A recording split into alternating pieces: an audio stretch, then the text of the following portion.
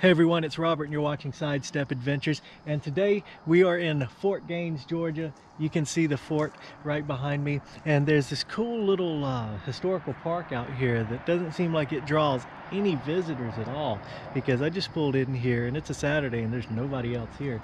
It's kind of it's nice to be here by yourself, but it's kind of weird too. All right, so this says, one of several forts on Georgia's western frontier for the protection of white settlers, Fort Gaines was established in 1816 by order of General Edmund P. Gaines, commander of a large district, who used this as his headquarters. Containing two blockhouses, the 100-foot square fort was enclosed by a stockade 8 feet high. During 1817, when Indians were active in the area, settlers took refuge in the fort, garrisoned by federal troops under General John Dill. And so here is a reproduction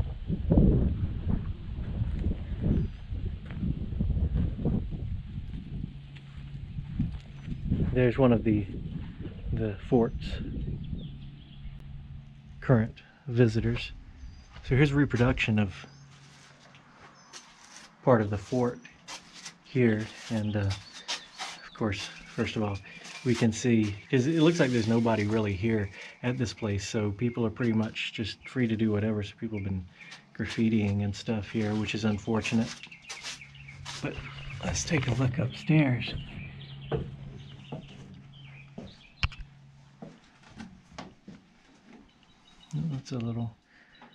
It's a little wobbly.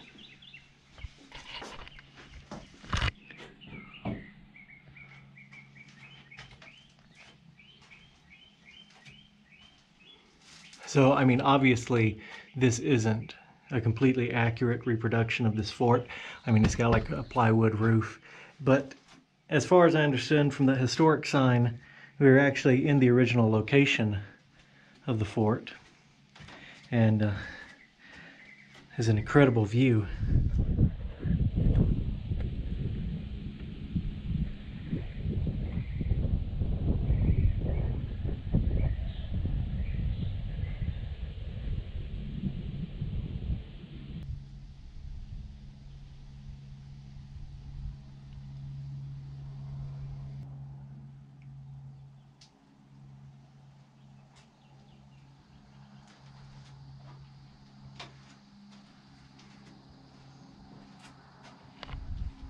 So this is really cool here. I wasn't expecting this. I'm just kind of on a day trip today and passed a sign here in Fort Gaines, Georgia that said Frontier Village, and pulled back here and found all of this, and it's super cool. There's some more old buildings over there, and we just saw the other old buildings from the top of the fort there, so we're going to walk down there and check out those. This is a great place for a day trip if you're into this area, because this is super early history for this part of Georgia, being 1816, because most of the places that I go weren't really settled until the late 1820s. So 1816, that's about the earliest that I've been to yet in settled towns of Georgia. So here we go. This actually is what I was just talking about. You can see when different parts of the state were settled. It's 1835. Well, I should say when different parts, when the Native Americans were removed from the state of Georgia and then settlers came in. But you can see 1835 to 1836 up in North Georgia. And this is the area I'm usually in, right here. So 1825 to 1826, and there's 1821 as well. Now I guess we're down here in this area, which 1814, because there's Fort Gaines right there. It says Frontier Village was created to preserve and bring to life the pioneer heritage of this area. Most of the buildings are at least a century old. They have been moved to this location from various parts of Clay County, donated by former owners. In February 1908, 30 women banded together as a civic league for the improvement of the city and securing a park. The present park was purchased in June 1909 from John Sutcliffe for $1,000. The women raised $500 and persuaded the city council to match the donation. It says Fort Gaines became the first settlement and fort in this area and was the pivot point of the territory of Tallahassee, the land claimed by General Andrew Jackson for the United States. Soon the sound of axes resounded as this land was cleared and log cabins were built by the frontiersmen moving in to build a nation. He cooked his meal of squirrels and boiled acorns in the backyard of his cabin. His musket was primed and loaded for protection against wild beasts or lawless men as he worked his field and even as he slept at night. The countryside was still frontier, penetrated by Native American trails and a few army roads that General Gaines had surveyed and opened. The first was the Hartford Road, originating in Fort Gaines and skirting Native American territory eastward until it veered north to Hartford, near present-day Hawkinsville, Georgia.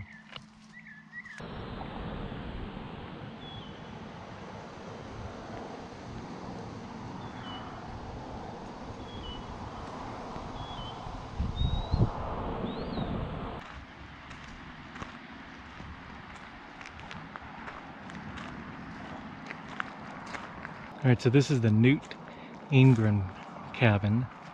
This double-penned cabin was formerly located at Lightard or Lightwood Knot Springs near Zeto, about 8 miles east of Fort Gaines. It was probably built by Seaborn P. Ingram, who occupied it prior to the Civil War. It was passed on to Newt Ingram, who faced it with planks, concealing the cabin within. That happens a lot of times with old log cabins too. I've seen that several times where people will start to tear down an old house and pull off the siding and find a log cabin underneath. That's pretty neat. So let's go ahead and have a look inside.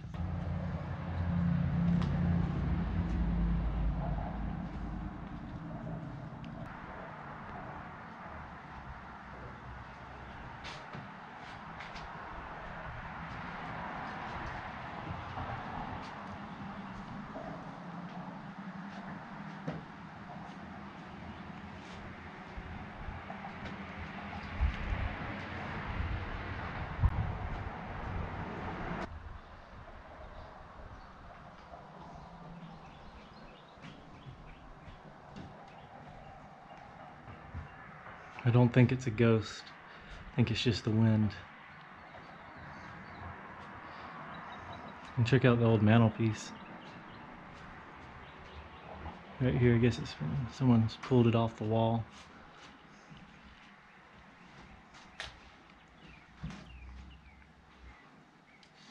And that's, I mean, such a shame. Look at how many people have felt the need to vandalize all of this over the years. That's why we can't have nice things.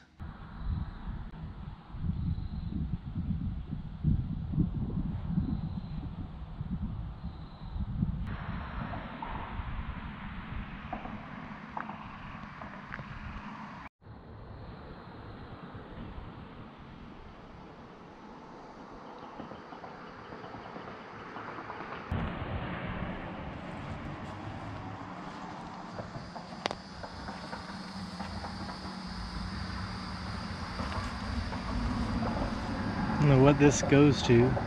It says Otis, Miko, carved and donated by Philip Andrews, 1989. In 1816, by orders of Andrew Jackson, Otis, Miko, and his people abandoned their village and fled to Spanish Florida rather than live under the guns of Fort Gaines and submit to American rule.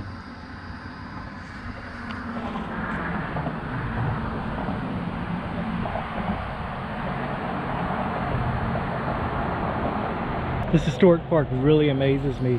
Places like this are very, very rare to find nowadays, especially just a city park where you can come and enjoy these things. And it's so peaceful and quiet here, other than the road back there. But the lack of visitors to this place is also kind of a sad sign, because people aren't coming to these places, and if the people who do come to these places vandalize it, as we can see happens quite frequently, then these places are just going to go away. And they're, like I said, they're becoming really rare to find a park like this. I mean, this is I think this is awesome. Absolutely love this place.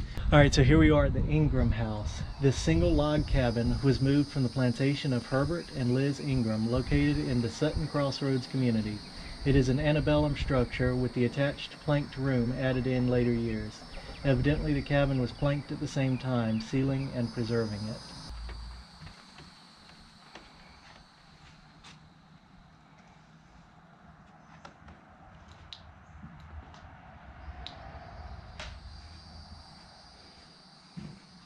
And this place has a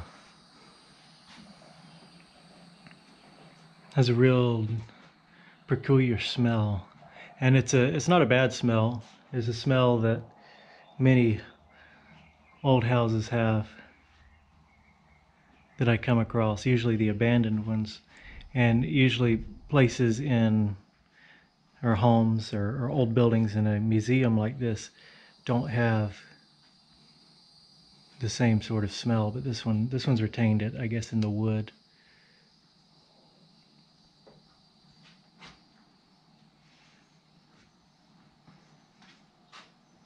Look at all the cobwebs in the corner.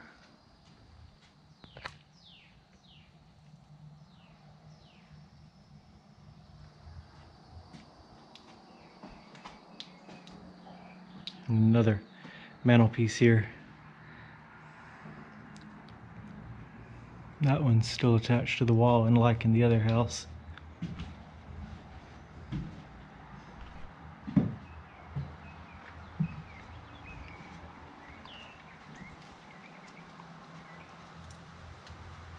There's a Otis Miko statue erected in 1988 or 1989 by the artist Philip Andrews. This statue of Otis Miko honors the famous Native American who was overwhelmed by American forces in the early days of Fort Gaines. I haven't seen that statue. I wonder where it's at. That's what that monument was for that we saw just a minute ago. It was for that statue. But I don't see any statues out here. I wonder where it's at or what happened to it.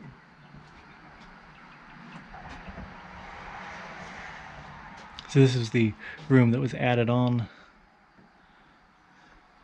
to this cabin in later years, and this is probably the same kind of siding. Same type of siding that would have been on the outside of this cabin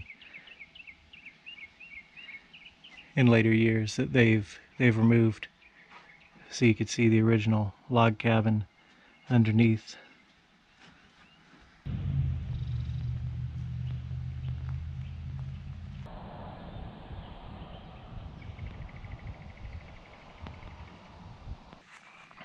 This small board building contained a grist mill. It was donated by Robert Watson. It came from the family farm at Crossroads, 2 miles east of Day's Crossroads, north of Fort Gaines. The meal ground from a motor-driven mill is not considered the what? Equal of water ground meal because of the heat generated by the fast running motor. You can see some of the words are kind of messed up on there. So there's the mill assembly. This building has that smell too, the smell of age about it. You see all the old wood up there, which a lot of times when you see buildings that have been moved, they restore them so well they lose that age. They're so perfectly restored. If you've ever been in any old places around that have been restored very nicely, you'll know what I'm talking about. They lose something. Like, give me an abandoned house in the woods that has all of its age still versus a restored building. Let's look at this little mill. It says manufactured by W.C. Meadows Mill Company, Wilkesboro, North Carolina. I guess you put your corn in there, and out the other side comes grits maybe. I guess this is where a belt would have gone connected to an electric motor or something. I'm not gonna act like I know what I'm talking about with it, because I really don't, but that's what I think. You guys can correct me if I'm wrong. Smokehouse over here, so we'll take a look at it. This one looks like it's returning back to the woods a little bit. It says moved from the Boyette family homestead located 2 miles northeast of Cotton Hill, just inside Randolph County. The roof originally had a gap and overlap at the roof crest to allow the smoke to vent. The right inner side has a dirt floor with poles running horizontally midway up to hang the meats and sausages being smoked. The left side had bins to stack and salt down the meats. Oh wow, it is full of wood.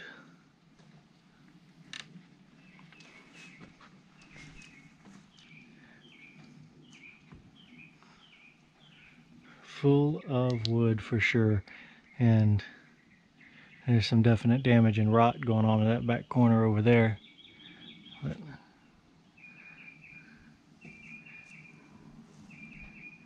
this looks almost just like what we'd find in the woods and not so much in an old city park. All right guys, well I hope you enjoyed exploring and visiting this roadside park, this 1816 frontier village in Georgia today. I think this is super neat. You don't find places like this anymore, especially, I mean, maybe in your state parks and stuff, but just a city park, this was a really rare treat to see, and I'm glad this is here. I think it deserves more visitors than it's evidently getting. I mean, I could be wrong. I'm just here on one day. This place could be filled up with people, but it is a Saturday and there's nobody here, so I don't think I'm wrong. I don't think a lot of people are coming here. So I hope you enjoyed this video. Don't forget to like, share, and subscribe, and I'll see you guys on the next adventure.